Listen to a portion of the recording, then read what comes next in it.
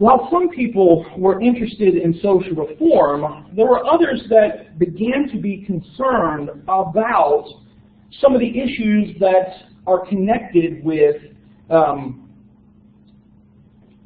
changing way the United States is, the changing society of the United States. A lot of what we see here is an expression of concern in the latter part of the 19th century about the immigration and particularly non-white peoples. And so now we're kind of seeing the backside, the horrible side of manifest destiny, Christian theology, all connected with racism.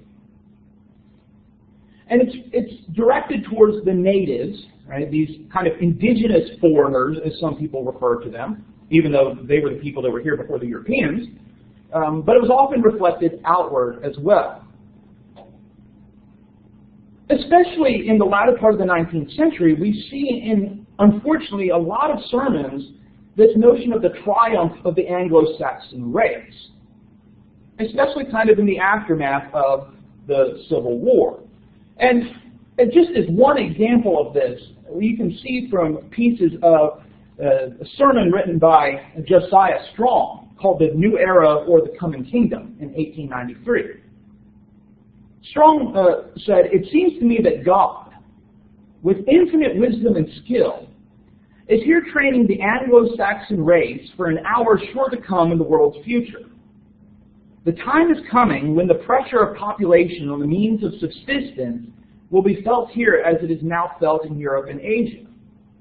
Then will the world enter on a new stage of its history, the final competition of the races for which the Anglo-Saxon is being schooled." Now remember, this is a Christian minister saying this. "Long before the 1,000 millions are here, the mighty centrifugal tendency inherent in this stock and strengthened in the United States will assert itself. Then this race of unequaled energy, with all the majesty of numbers and the might of wealth behind it, the representative, let us hope, of the largest liberty, the purest Christianity, the highest civilization, having developed peculiar and aggressive traits calculated to impress its institutions upon mankind, will spread itself over the earth." Now, we wouldn't imagine that somebody in a mainstream church in the United States would get up and say something like this today. Certainly there are people that hold that kind of idea today and claim a Christian identity as well. But it seems today that this would be a marginal view, right? It's a minority view. But for Josiah Strong's time, there was an assumption that Christianity and the white race, the Anglo-Saxon race, were the pinnacle of all civilization. And unfortunately, Strong's view were representative of a lot of white Christians in the United States. Now, despite Christianity starting in the Middle East, spreading to Africa and Asia, there's kind of this willful ignorance of history. Jesus wasn't sent to the white people. Right? Jesus was sent to the Jews. And so, this kind of notion of Anglo-Saxon superiority as justified through Christianity is bad history, it's bad theology, but unfortunately it was sometimes representative. And so this concern, or this belief in supremacy, often led to fear of non-Protestant, non-white, non-Americans. And that was towards other races. Of course, we could take the time, and we're not going to, but we can talk about Jim Crow laws and other things that were justified, racist views, lynchings, other things like that, often justified in the name of Christianity. But there was also a lot of concern about Catholic immigration. So there's suspicion of others, right? But especially if they are Catholic in the 19th century. And Catholics were coming to the United States in large numbers. Now, just to give you an idea here of the numbers, in 1815, now we're talking shortly after the Civil War, 1815 is the death of John Carroll, who we talked about in the 18th century. There were about 80 Catholic churches, 70 priests, and about 70,000 Catholics. By 1865, it's estimated that there were around 3.5 million Catholics, making it the largest single Christian denomination in the United States. And it continues to be today.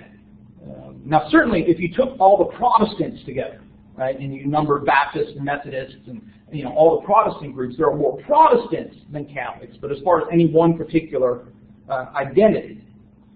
Catholics came to the United States for a variety of reasons, but throughout the 19th century, these are the major groups where they're mostly coming from. And there are different reasons that are driving them. In the 1840s, why are the Irish coming?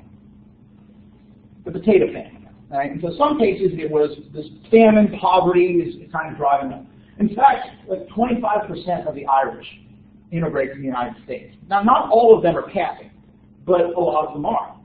Germans are coming because of persecution. We talked about that last Wednesday. The rise of Germany, Otto von Bismarck, he's kind of got this poor attitude to Germans.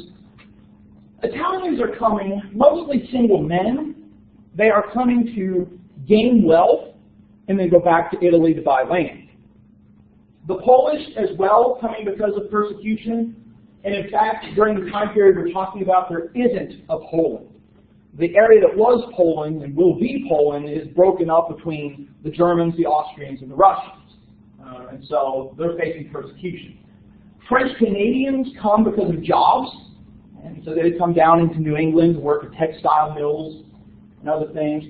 Mexicans, well, Mexicans suddenly find themselves Americans when the end of the war with Mexico redraws the borders. And so suddenly Mexicans are now United States citizens. But of course, after that, Mexicans will come as well. In all these cases, not everybody that's coming from these groups is Catholic, but a lot of them are. Some of them come with strong ideas of the institutional church. Right? Like the Irish, for example. A lot of the Irish have this notion of you respect the priest, you respect the bishop. These are God-ordained institutions. For the Polish, because there is no Poland, the church kind of becomes a surrogate for their national identity. Right? And so the church and the nation are very close. So being Polish means being Catholic. And so, for some of them. The Italians come, and they're largely disaffected with the Catholic Church. And so they're not as strongly connected to the hierarchy. A lot of the Irish come and take up those positions of being priests and bishops. And so when Mexicans become a part of the United States, there's a conflict between the Irish bishops and the Mexicans because the Irish bishops want them to learn English, and they only want to do things in Spanish. And they have all these traditions from the colonial period that are these mixtures of indigenous things and Catholicism. And the Irish think, well, this is heresy. Right? So there are a lot of conflicts and tensions in Catholic unity. But many Protestants are afraid of a lot of them. Right? And it's not just because they're coming from this place, but because they're Catholicism. And so, there's a lot of hatred expressed toward Catholics during this time period. In that, there's this dark alien world of Catholicism that isn't understood, but there's something disturbing about it. But it's also something that for a lot of people is strangely compelling. Protestants in the 19th century despised Catholicism, but they were so fascinated in hearing how deeply horrible it was. Right? It's like, oh, that's terrible. Please tell me more. Right? It's just like, I really want to know about it, but it's so terrible. For American Protestants, Catholicism was about idolatry, because they're worshiping the saints, they're worshiping Mary. It's demasculating, because they're so focused on Mary, and so it's like, they're so focused on mommy in Catholicism as the attitude. It was childlike. It was secretive. And of course, there were conspiracy theories of the Catholics trying to plot to rule the world. Catholics had magical thinking. They weren't actually celibate. They were undemocratic. They were dangerous. And they were obsessed with death, blood, and flesh. As an example of this, we have what's known as convent literature. And the Awful Disclosures of Maria Monk is probably the premier form of convent literature. Several tales are published, these books are published in the 1830s especially, about things that supposedly went on in these convents where nuns would be studying and working. And so there were these tales of priests making their way through secret chambers into the nunnery, into the convent, so that they could have sex with the nuns whenever they wanted to. Which of course would result in children being born. The children would be baptized and then killed and put in the common pit. Right? This is what Maria Monk is one of her supposed disclosures. It's stories of coercion and conspiracy and murder. None of it true, but people love it. Right? I mean, the people are buying Maria Monk and some of these other books like that like crazy. In fact, even into the time period of the 1960s when JFK runs for presidency. We're talking about over 100 years. Awful Disclosures of Maria Monk gets a new publishing run because of these fears of what it will mean if the United States has a Catholic president. Again, none of this stuff true, but these fears of Catholicism that are so deeply embedded in the Catholic psyche, from the wars of religion in Europe during the Reformation, from all the things that went on in England. And even though these people might not cognitively be thinking about, well, we're concerned about this because of what Bloody Mary Tudor did, it's become so embedded in what's going to happen if the Catholics become in charge. Questions about this kind of racism, fear that's often wrapped up with Christianity in the 19th century.